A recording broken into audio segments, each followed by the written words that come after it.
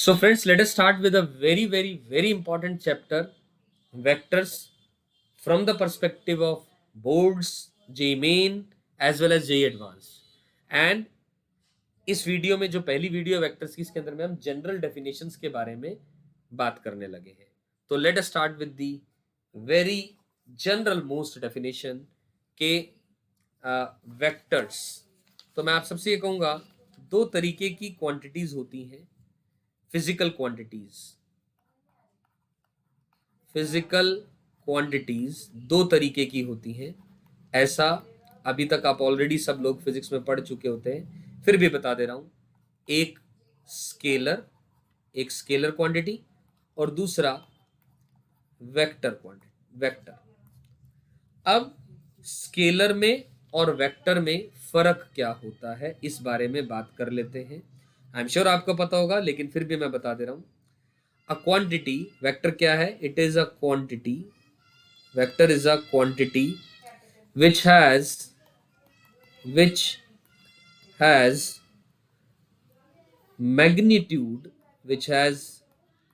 magnitude, but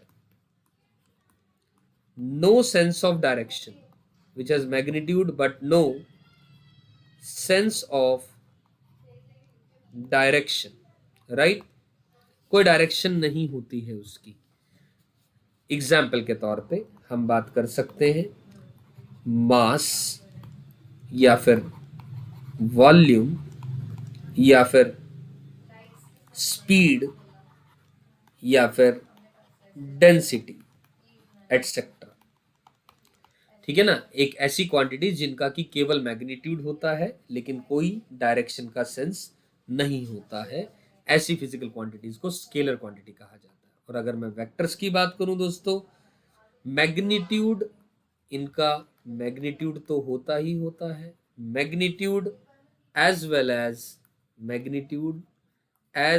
as sense of direction, magnitude as well as sense of direction, right? and इसके साथ साथ, and these physical quantities the laws obey the laws of vector algebra. ये बहुत जरूरी है साथ में बात, वेक्टर एल्जेब्रा के लॉज को फॉलो करती हैं साथ में ये, along with the magnitude and direction is a vector quantity। और एग्जाम्पल के तौर पे हम बात कर सकते हैं वेलोसिटी क्या है? Speed plus direction. वेलोसिटी हो गया, फोर्स हो गया, या डिस्प्लेसमेंट हो गया, है ना? ये सारी की सारी एटसेट्रा, ये सारे के सारे वेक्टर्स के एग्जाम्पल हैं। ठीक, लॉज ऑफ वेक्टर एल्जेब्रा का मतलब है, एक तरीके से आप ऐसा समझे, विच कैन बी मैनिपुलेटेड या यू को एडेड और subtracted by certain rules. Vector algebra के अपने रूल्स होते हैं। जैसे बचपन में आप बोर्ड मास पढ़ते हैं, उसके रूल्स होते हैं उस एल्जेब्रा के। इसी तरह वेक्टर एल्जेब्रा के भी अपने कुछ रूल्स होते हैं, राइट? तो ऐसी क्वांटिटीज को वेक्टर कहा जाता है। आई एम श्योर यहां तक समझ में आया वेक्टर और स्केलर में डिफरेंस क्या होता है। बिल्कुल स्क्रैच से पढ़ेंगे, बेसिक से पढ़ेंगे, ताकि हर बच्चे को हर वो बात समझ में आए जिसने पहले कोई चीज पढ़ी है या नहीं पढ़ी है, in either of the cases, right? तो चलिए, अब हमने ये बात तो पढ़ ली, अब कुछ वेक्टर्स के डिफरेंट टाइप्स पढ़ लें हम, यानी काइंड्स ऑफ वेक्टर्स, काइंड्स या फिर टाइप्स ऑफ वेक्टर्स। ठीक है ना? बिल्कुल बेसिक डेफिनेशंस यहां पर पढ़ेंगे। Late us talk about the very first one, it is zero vector. Late us talk about zero vector. अब ये जीरो वेक्टर क्या है दोस्तों, आप आराम से समझे। जीरो वेक्टर क्या है? अ वेक्टर, आप भी सोच रहे होंगे zero vector, a vector of zero magnitude. बिल्कुल सही कहा मैंने, जीरो मैग्नीट्यूड। ठीक, दैट इज जीरो मैग्नीट्यूड क्या होगा वेक्टर का? क्योंकि एक वेक्टर का हमेशा आपने फिजिक्स से पढ़ा होगा, एक इनिशियल और एक टर्मिनल पॉइंट होता है ना? लेकिन जीरो वेक्टर का क्या होगा? That is has the same initial and terminal point, same initial and terminal point, same initial and terminal point होता है, ऐसे वेक्टर को जीरो वेक्टर कहा जाता है, राइट। और इसकी जो डायरेक्शन, अब आप सोच रहे होंगे डायरेक्शन क्या होगी, its direction is arbitrary, direction is arbitrary, arbitrary मतलब हम कोई भी मान सकते हैं डिपेंडिंग ऑन हमारी क्या रिक्वायरमेंट है। मेरी बात समझ में आ रही है? या यूं कहूं, इसकी डायरेक्शन स्पेसिफिकली डिफाइन नहीं की जा सकती है और इसको जनरली जीरो वेक्टर से डिनोट किया जाता है, जनरली ऐसे किया जाता है। मेरी बात समझ आ रही है? कहने का मतलब है जीरो वेक्टर जो है, जीरो वेक्टर जिसका कि मैग्नीट्यूड जीरो या फिर नल वेक्टर भी कह सकते हैं इसको, ठीक है ना, और डायरेक्शन इसकी आर्बिट्रेरी है, जीरो वेक्टर कहें या फिर इसको मैं ये भी लिख दे रहा हूं, नल वेक्टर भी कह सकते हो आप इसको, ठीक है ना। और इसकी सबसे बड़ी खासियत क्या है, it is collinear, it is collinear with each and every vector, each and every vector, ये किसी भी वेक्टर के साथ में कोलिनियर है, तभी तो हम कह रहे हैं its direction, that is its direction can not be defined, direction उसकी आर्बिट्रेरी है, जो मर्जी मान लो आप, कोई चक्कर नहीं है। मेरी बात समझ में आई है दोस्तों? ठीक है, तो जैसे कि एग्जाम्पल के तौर पे मैं इसका एक बढ़िया सा एग्जाम्पल आप लोगों को समझा दे रहा हूं। क्या एक बच्चे ने एक बॉल फेंकी, ऊपर फेंकी और नीचे उसके हाथ में आ गई, तो जो डिस्प्लेसमेंट है, जो डिस्प्लेसमेंट है उस बॉल की, it is a null vector. Displacement क्या है दोस्तों? उसकी एक नल वेक्टर है। मेरी बात समझ में आई दोस्तों? तो ये हम कहते हैं जीरो वेक्टर का मतलब ये होता है। Is it clear? चलिए अगली डेफिनेशन पे चलते हैं दोस्तों। Moving on to the next definition, we can talk about a unit vector. किसके बारे में बात कर सकते हैं? यूनिट वेक्टर के बारे में बात कर सकते हैं। Let us talk about it. अब यूनिट वेक्टर नाम से ही पता लग रहा है, एक ऐसा वेक्टर जिसका कि मैग्नीट्यूड क्या है, मैग्नीट्यूड क्या है? 1 है, मैग्नीट्यूड इज 1, ठीक है, मैग्नीट्यूड 1 है। और यूनिट वेक्टर को आप, यूनिट वेक्टर को कैसे रिप्रेजेंट करते हैं? यूनिट वेक्टर को रिप्रेजेंट करने का तरीका है A vector divided by modulus A vector is nothing but A cap, इसको ए कैप लिखते हैं, यानी vector divided by magnitude of that vector is A cap, is A cap. कहने का मतलब ये हुआ दोस्तों कि मॉड्यूलस ऑफ ए कैप 1 है। तो आज के बाद अगर आपको कहीं पर वर्ड लिखा नजर आएगा यूनिट वेक्टर, तो अंडरस्टूड है उसका मॉड्यूलस क्या है? 1 है, ठीक है क्या? तो एक बात, अब जैसे कि आपने इतना इतना आप लोगों को पता होगा जरूर, फिजिक्स की नॉलेज आप लोगों ने ले रखी है। Unit vector, unit vector, in fact vectors parallel, unit vectors parallel to X axis या वाई एक्सिस या जेड एक्सिस, इन सबके पैरेलल जो है are denoted by, are denoted by I cap, J cap and K cap respectively, respectively. मेरी बात समझ में आई है दोस्तों? तो सही है। और अगर मैं आपसे पूछूं दो यूनिट वेक्टर बराबर हैं, यूनिट वेक्टर बराबर तभी होंगे जब उनकी डायरेक्शन बराबर होगी। मैं लिख दे रहा हूं ये बात भी, two unit vectors are equal, are equal only if they have the same direction, they have the same direction, क्योंकि यूनिट है तो मैग्नीट्यूड तो बराबर है। अब आप सोच रहे होंगे सर इक्वल वेक्टर का क्या मतलब है, तो आइए इक्वल वेक्टर के बारे में भी जान लेते हैं। Let us talk about what do we mean by the word equal vectors. तो let us talk about equal vectors क्या होते हैं, इसके बारे में भी बात कर लेते हैं। तो आइए इक्वल वेक्टर की डेफिनेशन लिख लेते हैं। इक्वल वेक्टर्स है, मैं लिख दे रहा हूं, two vectors are said to be, two vectors A vector and B vector are equal, ये दोनों इक्वल है इफ, कब, पहली बात, ए वेक्टर का magnitude is equals to B vector का मैग्नीट्यूड, दूसरी बात, they have they have the same sense of direction, they have the same sense of direction। I am sure ये दोनों बातें आपको समझ में आ जा रही हैं। इक्वल वेक्टर्स का मतलब क्या है, same sense of the direction और दोनों का मैग्नीट्यूड बराबर, तो ऐसे वेक्टर्स को हम इक्वल वेक्टर्स कह देते हैं। करेक्ट है दोस्तों। चलिए अब आगे चले, हम बात करें तो अब मैं आपसे एक और बात करूंगा छोटी सी, को इनिशियल वेक्टर्स क्या होते हैं, को इनिशियल वेक्टर्स क्या होते हैं, को initial vectors, you may come across such a definition और सच अ वर्ड, तो मैं इसका मतलब लिखता हूं,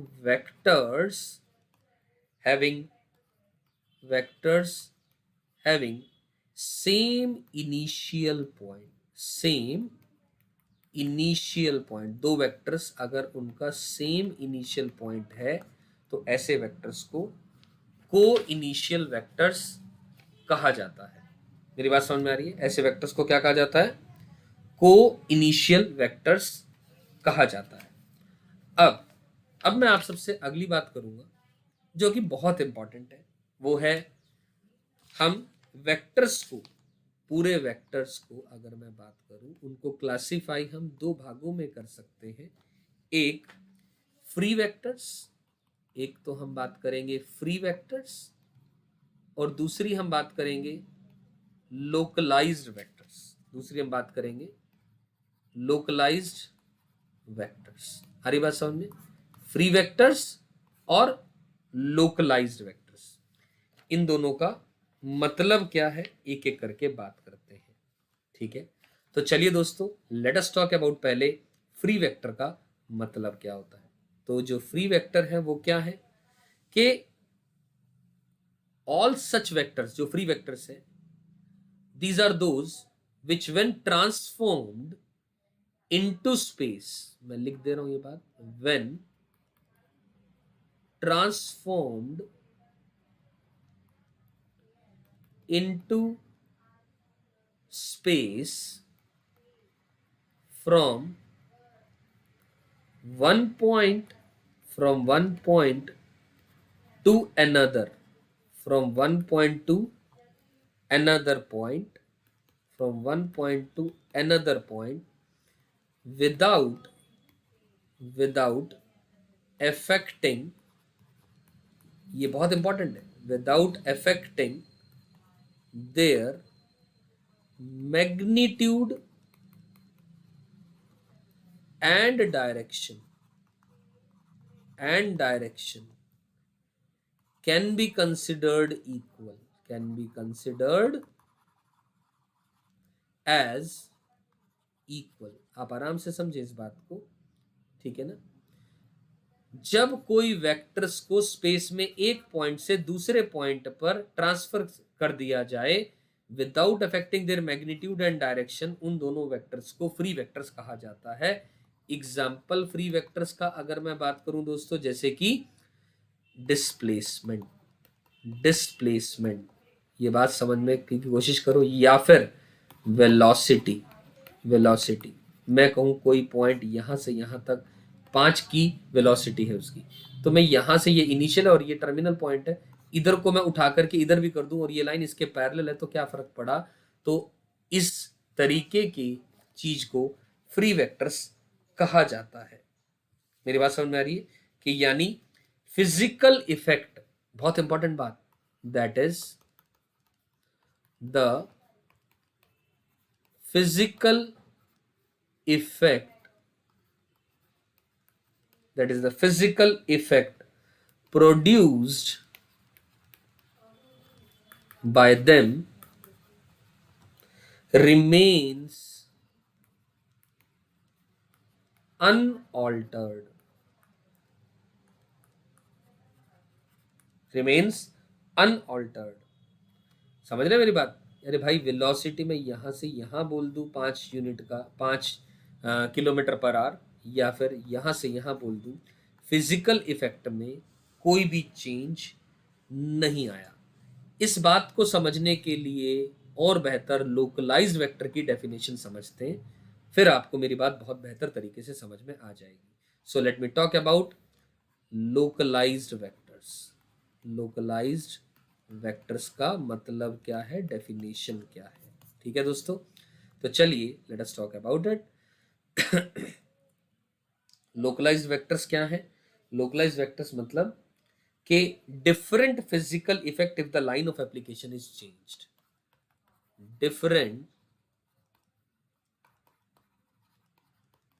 physical effect if the line of application if the line of application is changed। Different physical effect आएगा अगर लाइन ऑफ एप्लीकेशन चेंज कर दी जाए। यानी एग्जाम्पल के तौर पे फोर्स, राइट?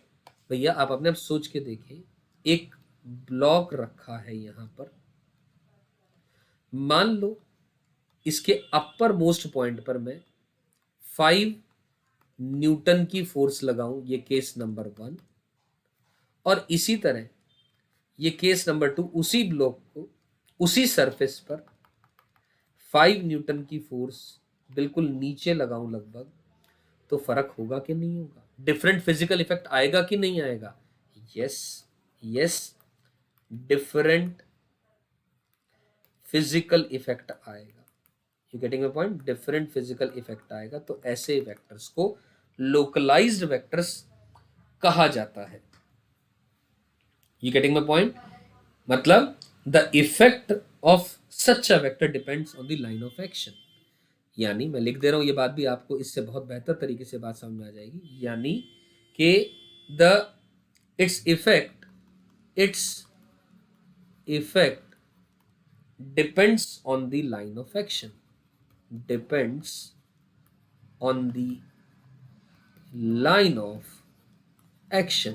और ये बात आपको समझ में भी आ रही है, लाइन ऑफ एक्शन यहां है या लाइन ऑफ एक्शन यहां है, तो डिफरेंट फिजिकल इफेक्ट आ रहा है। You getting my point? ठीक है, अपने को अब ये बात अच्छे से समझ में आ रही है। और अब मैं आप सबकी जानकारी के लिए बता दूं, मैथ्स के अंदर में मेनली हम फ्री वेक्टर से डील करेंगे। मैथ्स के अंदर में अपन लोग मेजरली फ्री वेक्टर्स के साथ डील करेंगे। ठीक है दोस्तों, आई एम श्योर यहां तक बातें हर बच्चे को समझ में आ रही है जो भी इसको वीडियो को देख रहा है। चलिए आइए अब लेट अस टॉक अबाउट अगला डेफिनेशन। अगली बात करते हैं कोलिनियर वेक्टर्स के बारे में। कोलिनियर वेक्टर्स का मतलब क्या होता है? Late me talk about it.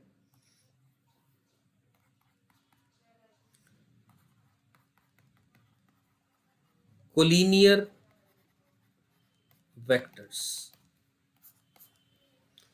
Collinear vectors क्या होता है? कोलिनियर वेक्टर्स आराम से समझते हैं इस बात को। Two vectors are said to be collinear. Two vectors are said to be collinear if their directed line segments directed line segments are parallel, disregards to their direction। You getting my point? दो vectors को collinear तब कहा जाता है if the directed line segments are parallel disregards to their direction. Directed line segments, इस बात को समझने की कोशिश करें, are parallel disregards to their direction. अब कोलिनियर मतलब समझाता हूं इस बात को, आराम से सुनते चलें। इनको पैरेलल वेक्टर्स भी कहा जाता है। इनको क्या कहा जाता है? पैरेलल वेक्टर्स भी कहा जाता है कोलिनियर वेक्टर्स को। ठीक है, तो मैं ऐसा कहूंगा साथ में एक और बात कि if they have the same direction, if they have the same direction, तो then they are named as like vectors। उनको क्या कहते हैं? like vectors कह देते हैं। else अनलाइक कह देते हैं। Else unlike vectors. आप समझने का प्रयास करें इस बात को कि अगर उनकी सेम डायरेक्शन है तो उनको लाइक वेक्टर्स कह देते हैं। They are parallel disregards to their direction. Directed line segments are parallel disregards to their direction. मतलब ये ए वेक्टर माना मैंने, ये बी वेक्टर माना मैंने, ये सी वेक्टर माना मैंने। ये सारे वेक्टर्स मैं लिख सकता हूं directly, A vector, B vector, C vector are collinear. हम इन्हें कोलिनियर लिख सकते हैं। मेरी बात समझ में आई? इन सबको हम कोलिनियर लिख सकते हैं। वो अलग बात है कि जैसा हमने अभी अभी बात करी, ए वेक्टर और सी वेक्टर को हम लाइक वेक्टर्स कहेंगे क्योंकि इनकी सेम डायरेक्शन है। लेकिन A vector and B vector या B vector and C vector को हम लोग अनलाइक वेक्टर्स बोलेंगे। राइट दोस्तों, अब इस बात को और अच्छे से सिंबॉलिकली भी समझते हैं। क्या कहना चाह रहा हूं मैं सिंबॉलिकली? सिंबॉलिकली मैं बोलूंगा कि A vector and B vector are collinear if and only if and only if a vector is equals to k times of b vector where k belongs to real number। इस बात को समझते हैं अच्छे से। इसका प्रूफ क्या है ये मैं आपको बता देता हूं। ए वेक्टर अगर बी वेक्टर का स्केलर मल्टीपल है, ये एक स्केलर नंबर है, ठीक है ना, ये एक स्केलर नंबर है, तो जहां पर के कोई भी रियल नंबर है। और बता दूं आप लोगों को, के अगर पॉजिटिव है तो इनको लाइक पैरेलल वेक्टर्स कहेंगे, और के अगर नेगेटिव है तो इनको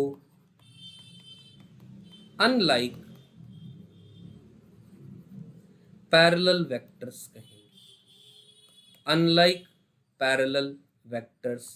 कहेंगे। मेरी बात समझ में आई दोस्तों? सही है। तो अब ए vector is equal to K times B vector अगर हो तो इसका मतलब ए और बी दोनों वेक्टर्स कोलिनियर हैं। इस बात का प्रूफ क्या है? So let us talk about the proof of it. तो प्रूफ है of A vector is equals to K times of B vector अगर ए और बी दोनों कोलिनियर हैं तो ठीक है दोस्तों। अब इसके लिए हम ऐसा लिख सकते हैं, हम जानते हैं A vector is equals to modulus of A vector into X cap लिख सकते हैं, क्योंकि कोई भी वेक्टर कैसे लिखा जाता है? Magnitude multiplied by the direction. And इसी तरह आप लोग बी वेक्टर को प्लस माइनस का modulus of B vector into X cap लिख सकते हैं, क्योंकि बी वेक्टर क्या है? Magnitude multiplied by the direction. मैंने प्लस माइनस इसलिए लिखा, हो सकता है ए और बी लाइक वेक्टर्स होंगे और हो सकता है वो अनलाइक वेक्टर्स होंगे, तो प्लस या माइनस लिख दिया। तो अब इन दोनों बातों को देखते हुए क्या हम ऐसा लिख सकते हैं कि A vector is equals to modulus of A vector divided by modulus of B vector into modulus of B vector into X cap. मैंने मॉड्यूलस बी वेक्टर से मल्टीप्लाई और डिवाइड कर दिया, इसमें कोई फर्क नहीं है। एज अ रिजल्ट दोस्तों, जो ए वेक्टर है प्लस माइनस ऑफ, इसे प्लस माइनस ऑफ क्या लिख सकते हैं हम लोग, modulus of A vector upon modulus of B vector whole into B vector. ध्यान से देखें दोस्तों, क्योंकि mod of B X cap ये लिखा उसकी जगह प्लस माइनस बी वेक्टर लिख दिया, प्लस माइनस अंदर चला गया। अब ये जो पॉइंट आ रहा है, ये जो वैल्यू आ रही है, ये मॉड ए वेक्टर और मॉड बी वेक्टर ये दोनों स्केलर नंबर हैं, प्लस माइनस के साथ मल्टीप्लाई होगा तो उसको हम नया नाम दे सकते हैं के, यानी A vector is equals to K times of B vector, जहां पर हमने कहा के की वैल्यू प्लस माइनस का modulus of A vector divided by modulus of B vector लिख सकते हैं। और अभी अभी कहा के पॉजिटिव है, पैरेलल वेक्टर्स लाइक वेक्टर्स कहेंगे। के नेगेटिव है तो अनलाइक पैरेलल वेक्टर्स कहा जा सकता है। आई एम श्योर इस बात का प्रूफ आप लोगों को अच्छे से समझ में आ गया है, राइट। इसी बात में एडिशन करते हुए दोस्तों मैं ऐसा भी लिखना चाहूंगा, देखिए सुने ध्यान से, if A vector and B vector are non zero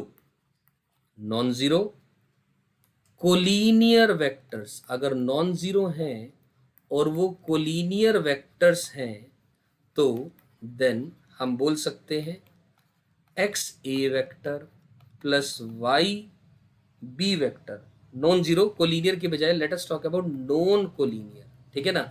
और अगर दिया हो X A vector plus Y B vector equal to zero, इसका सीधा सीधा इंप्लीकेशन आप लिख सकते हैं X equal to zero and Y equal to zero. X equal to zero और Y equal to zero directly लिख सकते हैं दोस्तों आप। मेरी बात समझ में आ रही है? क्यों लिख सकते हैं ऐसा? इसलिए क्योंकि इसका प्रूफ क्या है, आप आराम से समझें इस बात को भी। आप ध्यान से पढ़ें स्टेटमेंट मैंने क्या लिखी है। मैंने लिखी है स्टेटमेंट ए और बी अगर नॉन जीरो नॉन कोलिनियर है, नॉन कोलिनियर कोलिनियर नहीं है, तो मैं ये कहना चाह रहा हूं इनके बीच में कोई स्केलर रिलेशन नहीं है। क्योंकि स्केलर रिलेशन नहीं है का मतलब क्या है, एक मिनट के लिए मानते हैं let X is not equal to zero, तो इसका मतलब मैं ए वेक्टर को लिख सकता हूं माइनस का Y upon X times of B vector. ये एक स्केलर नंबर आ गया, यानी ए और बी के अंदर में एक स्केलर रिलेशन आ गया। इससे साफ साफ पता लगा है कि A vector and B vector क्या आ गए, कोलिनियर आ गए। इससे क्या पता लगा, ये दोनों क्या आ गए, कोलिनियर आ गए। But it is a contradiction, it is a contradiction. मेरी बात समझ में आ रही है दोस्तों?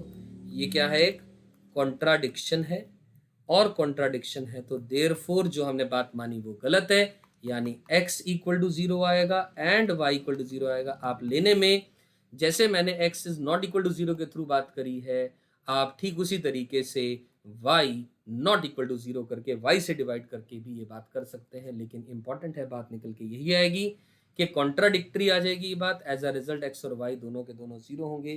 कहने का मतलब दो vectors A vector B vector non zero non collinear हैं तो उनके बीच में no scalar relation occurs, right.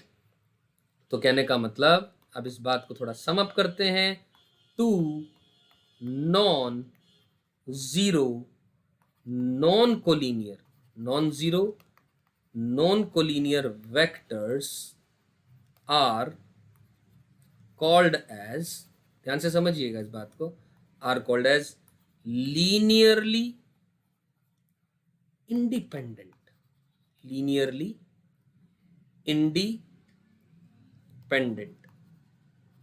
या फिर उनको बेस वेक्टर्स भी कहा जाता है। मतलब लीनियरली इंडिपेंडेंट है मतलब उनके बीच में no linear relation occurs, no linear relation occurs.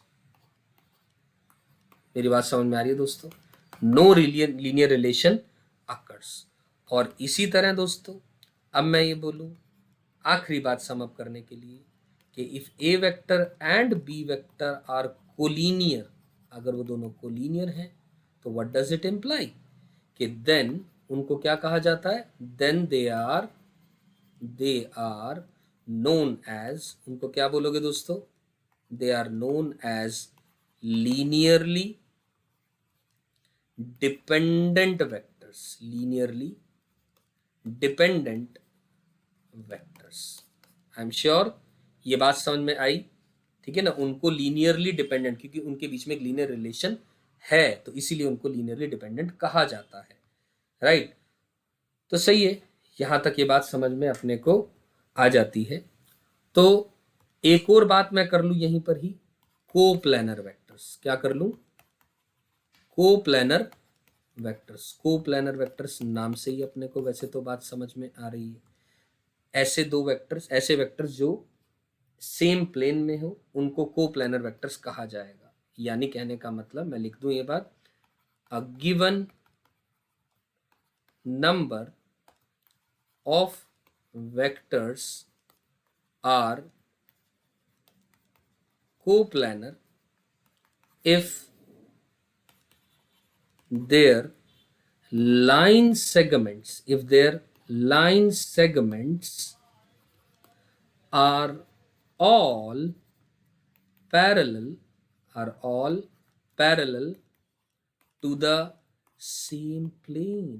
बिल्कुल सिंपल डेफिनेशन। मान लो जिस कॉपी में आप लिख रहे हैं उसी कॉपी में ये नोटबुक है आपकी, इसमें ये वेक्टर, ये वेक्टर, ये वेक्टर, ये वेक्टर सभी इसी प्लेन में लाई कर रहे हैं, डायरेक्टेड लाइन सेगमेंट्स इसी प्लेन में है, तो ऐसे वेक्टर्स को क्या कहा जाएगा, कोप्लेनर। और अगर मैं ऐसा बोल दूं कि एक ऐसा, ये एक नॉर्मल वेक्टर है प्लेन के, एन वेक्टर क्या है, normal vector to the plane of the plane कह सकते हैं, नॉर्मल वेक्टर इस प्लेन का है, तो जितने भी वेक्टर्स उस प्लेन में लाई कर रहे हैं, A vector dot N vector is equals to B vector dot N vector is equals to C vector dot N vector, सारे के सारे जीरो होंगे। अगर इनका नाम मान लो इसका ए वेक्टर है, इसका बी वेक्टर है, इसका सी वेक्टर है, सभी का डॉट प्रोडक्ट जीरो आएगा। आई एम श्योर आप सबको ये बातें समझ में आई। सो दोस्तों इस वीडियो के अंदर में हमने जनरल डेफिनेशंस के बारे में, वेक्टर्स की, स्केलर की सब बातें करी। I am sure all the points are perfectly clear to all of you.